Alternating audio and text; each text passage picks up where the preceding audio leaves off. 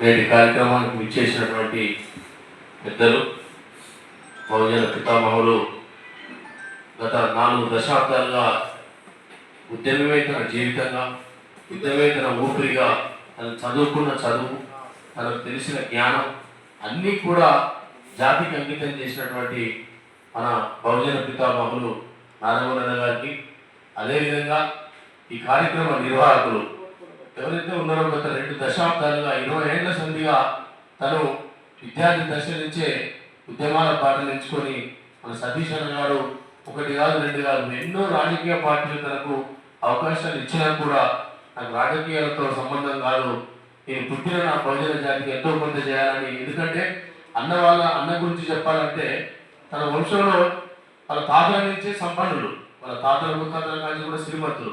మనం ఎంతో ఎక్కడ కూడా చూస్తూ ఉంటాం ఉద్యమాలలో ఎవరు కూడా మధ్యతరగతి వాళ్ళే ఉద్యమాలకు వస్తారు, ఎందుకంటే కష్ట సుఖాలు తెలిసిన వాళ్ళు.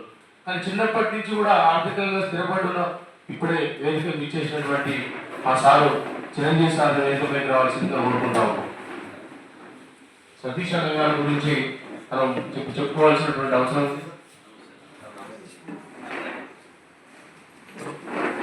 కనుక నాకు మొన్న ఫోన్ చేసి రామూర్తి ఒక సభను ఏర్పాటు చేద్దాం, దానికి సంబంధించినటువంటి ఏదైతే ఉందో అందరినీ జనజాగృతం చేద్దామని చెప్పి అన్న ఒక మాట చెప్పాను. సరే అన్న, ఇప్పుడైతే ప్రస్తుతం నువ్వు ఏదైతే జాతీయ జేఏసీ చైర్మన్ ఎన్నుకోబడో దానికి సంబంధించిన అందరికి పరిచయం కావాలి కనుక సమావేశాలు ఏర్పాటు చేసుకుంటా బాగుంది అని చెప్పినాం. దానికి తను వెంటనే స్పందించి ఈ కార్యక్రమానికి నాంది పలికాడు. అదేవిధంగా మనం చూసినాం, ఏదైతే రేవంత్ రెడ్డి ప్రభుత్వం అధికారంలోకి వచ్చిన తర్వాత రేవంత్ రెడ్డి ప్రభుత్వం పైన ఎట్లా అంటే ఎంతో మంది బీసీలకు తనకు గురువుగా మిగతా వాళ్ళందరికీ విద్యార్థులకు గురువు శిష్యులకు ఉన్నటువంటి సంబంధాల మాదిరిగా అందరికి కూడా రిజర్వేషన్లు అంటే ఏంది, లెక్కలు అంటే ఏంది, ఏ క్షణాలు ఎప్పుడు జీవోలు వచ్చినాయి, ఎప్పుడేం జరిగిందని ముందడుగు వేసి ఒక జేఏసీని ఏర్పాటు చేసి మనందరి కోసం కూడా పాటుపడినటువంటి ఇప్పుడు కూడా చాలా మంది ఉద్యమంలో అన్న 4 దశాబ్దాల నుంచి 4 సార్లు చేస్తున్నాడు. అదేవిధంగా మన సతీష్ అన్న 2 దశాబ్దాల నుంచి చేస్తున్నాడు. ఇట్లా ప్రతి ఒక్కరు ఆధ్వర్యంలో చిరంజీవి సార్ వచ్చిన తర్వాత కూడా ఉద్యమం ఎంతో బలపడి ముందుకు పోతా ఉంది. నేనేమంటున్నా అంటే ఈ మధ్యలో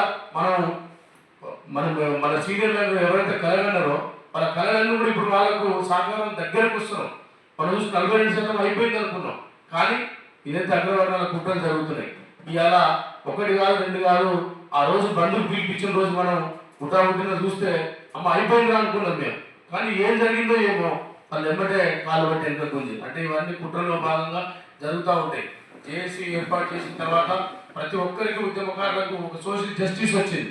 నారాయణ సార్ అందరిని పిలిచి వాళ్ళందరినీ కూడా చిరంజీవి సార్ అయిపోయింది, నారాయణ సార్ అయిపోయింది, వీళ్ళందరినీ కూర్చోబెట్టి సెకండ్ కేటగిరీ ఎవరైతే బీసీ ఉద్యమకారులు ఉంటారో పిల్లలందరికీ ఒక పదవులు ఇవ్వడం కానీ, యువకులందరినీ ఉత్తేజపరచడం కానీ, మన కవులని కళాకారులని. ఎందుకంటే ఒక ఉద్యమం రగాలన్నా మనం విజయం సాధించాలన్నా ఇట్లా ఉట్టుటిగా కాదు, పిల్లలందరికీ సబ్జెక్ట్ రావాలి, సబ్జెక్ట్తో పాటు ఉద్యమ నైపుణ్యం కలగాలని భావించి ఈ మధ్య మనం చూస్తున్నాం. ఇలా రాష్ట్రంలో కానీ దేశంలో కానీ బీసీ ఏజెండే ఇక ఈ దేశంలో మిగిలిన ఏకైక ఉద్యమం బహుజన ఉద్యమం. ఈ దేశంలో పెండింగ్ ఉంది, ఏది లేదంటే అదొక బీసీలకే అన్యాయం జరుగుతుంది. దానిపైన ఖచ్చితంగా మనం అవగాహన పెంచుకోవాల్సిన అవసరం ఉంది.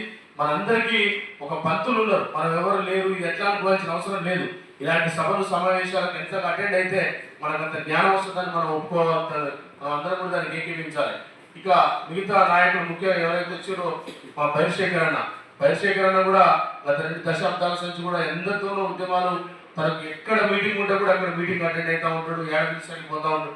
అదేవిధంగా మన చాపత్తన్న కూడా చూసిన మొన్న మన నిరాదీక్షలో గాంధీ హాస్పిటల్లో కానీ ఎందుకంటే ముందు కానీ ఆయన కూడా ఈ బహుజన ఉద్యమం కంటే ముందు కూడా విప్లవ ఉద్యమాలలో కూడా చాలా చురుకైన పాత్ర వహించినటువంటి నేపథ్యం అన్నది.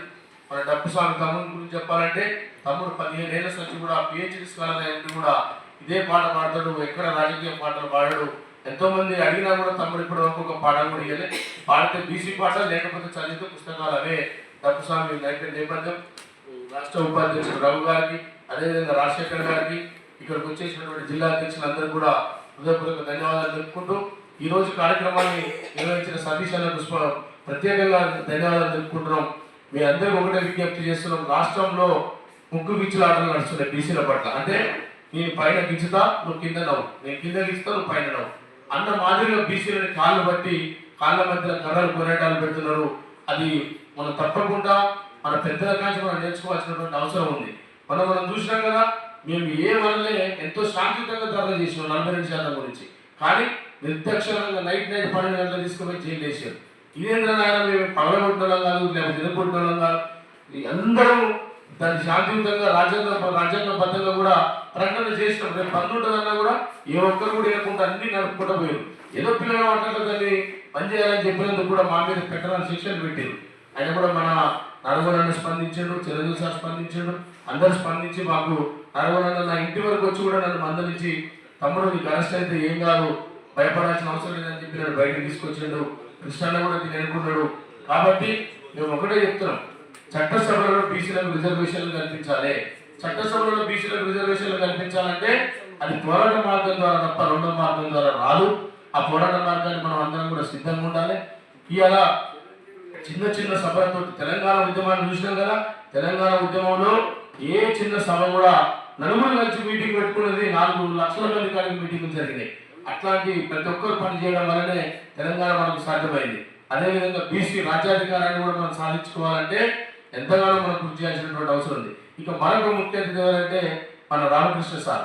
రామకృష్ణ సార్ ఎంతో ఉన్నతమైన పదవి కూడా చేసి తన సర్వీసును మొత్తం కూడా ఆ రకంగా ప్రజలకు అందించడంతో పాటు మిగతా ఈ సమయాన్ని ఈ బహుజన జాతికి అంకితం చేస్తా అని చెప్పి ఆనాడు విద్యుత్ బీసీ ఉద్యోగుల సంఘంలో చాలా చురుకైన పాత్ర. 2008 ఇందిరా ప్రియదర్శన ఆధ్వర్యంలో పెట్టినప్పుడు తనే ఆ సభను ఏర్పాటు చేసిండు. ఇలా బీసీ విద్యుత్ ఉద్యోగుల సంఘం ద్వారా డైరెక్టర్ల పోస్టులు కానీ పెద్ద పెద్ద పోస్టులు సాధ్యమైనవి మన బీసీల కంటే. అప్పటి వరకు వాటి గురించి మాట్లాడే నాలుగు కూడా లేడు. కానీ సారు ఎప్పుడైతే బీసీ విద్యుత్ ఉద్యోగుల సంఘం పెట్టిండో ఎంతగానో విజయం సాధించారు. మేము చూసే సార్ తోటి పోయి ఇలా లైన్ మెన్ కానీ లైన్ ఇన్స్పెక్టర్లు కానీ డిఓలు ఏఓలు జిల్లాలల్లో వాళ్ళకి దిక్కు లేని పరిస్థితి. వాళ్ళకి వచ్చిన ప్రమోషన్ కూడా వేరే వాళ్ళు గుంజుకుంటే అడిగే నాలుగు లేకుంటుండేది. వాళ్ళందరూ కూడా వీళ్ళు బీసీ విద్యుత్ ఉద్యోగ సంఘం పెట్టిన తర్వాత దాన్ని తారస్థాయికి తీసుకుపోయి డైరెక్టర్ల పోస్టులు సాధించినటువంటి చరిత్ర సార్ది. ఆ సార్ కూడా తన జీవితాన్ని మన సార్ చిరంజీవి సార్ లాగానే వీరందరూ కూడా వాళ్ళ అమూల్యమైన కోట్ల రూపాయల విలువ చేసినప్పుడు దొరికిన సమయాన్ని ఈ జాతికి వాళ్ళ కేటాయించడం మనం వాళ్ళందరికీ పాదాభివందనాలు తెలిపినా కూడా తప్పలేదు. ఎందుకంటే ఇవాళ బహుజన రాజ్యం నిర్మాణం జరగాలంటే ఖచ్చితంగా మేధావులే దేనికైనా ముఖ్యం. మేధావి భవనం ఈ దేశానికి ఎంతో ప్రమాదకరం. మేధావి కనుక నోరిప్పితే ఏదైనా సాధ్యమని మనం అర్థం చేసుకోవాలి. వాళ్ళ పోరాటం వాళ్ళకి ఖచ్చితంగా వాళ్ళ సలహాలు వాళ్ళ సూచనలు తీసుకోవాలి. ఎంతమందిని కూర్చున్నా, ఇలా 1,00,000 మందిని కూర్చున్నా, 4 కూర్చున్నా, 2 కూర్చున్నా ఆ అమూల్యమైనటువంటి జ్ఞానాన్ని నేర్చుకోవాలని నేను చెప్తా ఉన్నా. అదేవిధంగా ఈ కార్యక్రమానికి ఇంకా మనకు వక్తలు వస్తూ ఉన్నారు. ప్రెస్ మీట్ కనుక మన నరేంద్ర గారు కానీ రాజారాం యాదవ్ కానీ వీళ్ళందరూ వస్తూ ఉన్నారు. మీరు కూర్చోవాలి, తప్పకుండా మన అమూల్యమైన సమయాన్ని మనం వినాలని చెప్పి నాకు ఈ అవకాశం ఇచ్చిన పెద్దలకు ధన్యవాదాలు చెప్పుకుంటూ ఈ కార్యక్రమంలో ఇప్పుడు మన బైరశేఖర్ గారిని కార్యక్రమాన్ని ఉద్దేశించి మాట్లాడాల్సిందే కోరుకుంటాము.